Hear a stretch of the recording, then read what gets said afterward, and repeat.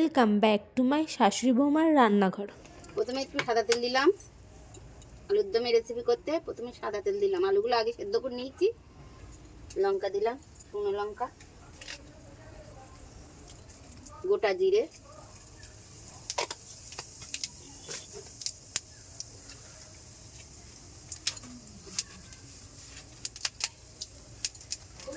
তেজপাতাটা ধুয়ে টমেটোগুলো দিয়ে দিলাম। গোটা টমেটো দিলাম।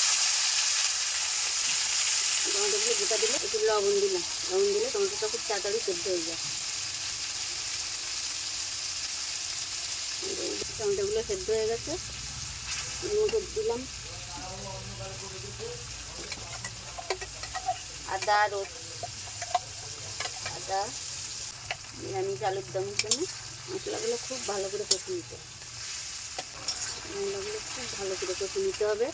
আলুর দমের জন্য যত মশলা কষা ভালো হবে দেখতে থাকুন। আলুর দম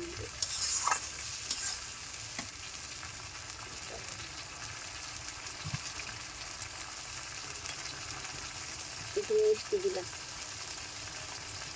কষানোর মধ্যে মিষ্টি দিলে কালারটা ভালো আসে।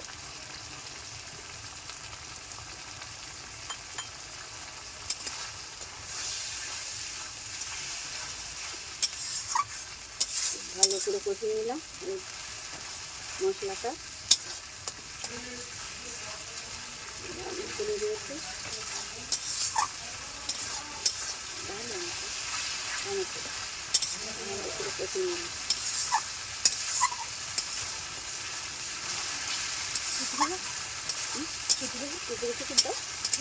কুটিয়ে ফেলাই দেবো।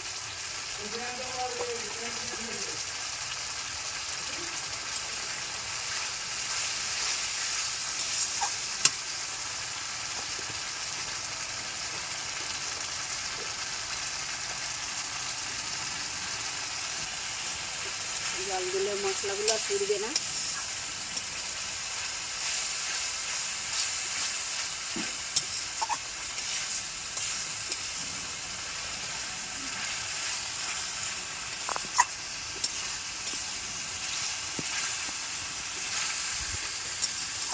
সেই সেদ্ধ আলুগুলো ঢেলে দিলাম।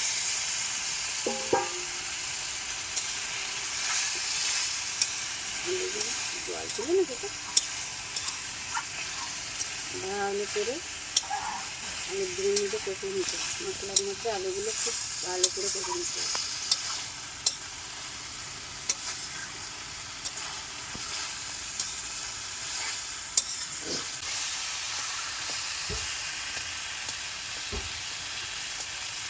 একটা আলু ভেঙে দিলে ঝোলটা একটু গাঢ় হয়।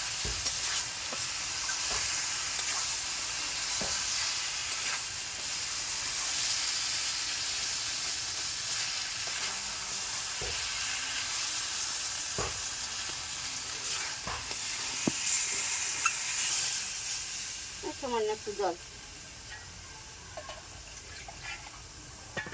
মশলা ধোয়া জল না দিলে তরকারি ঠিক স্বাদ হয় না, তাই বলে। খুব বেশি জল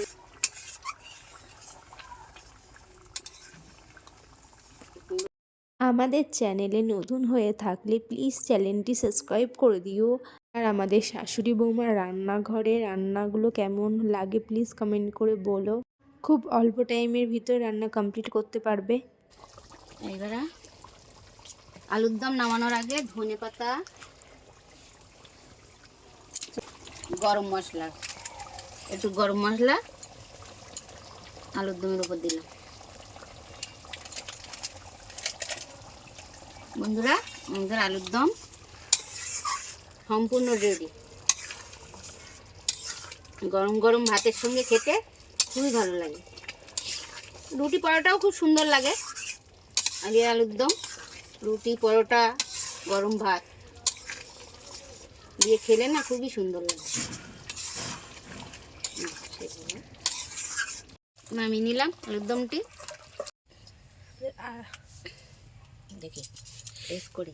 রুটি পরোটা ভাত দিয়ে খাবেন, খুবই ভালো লাগবে।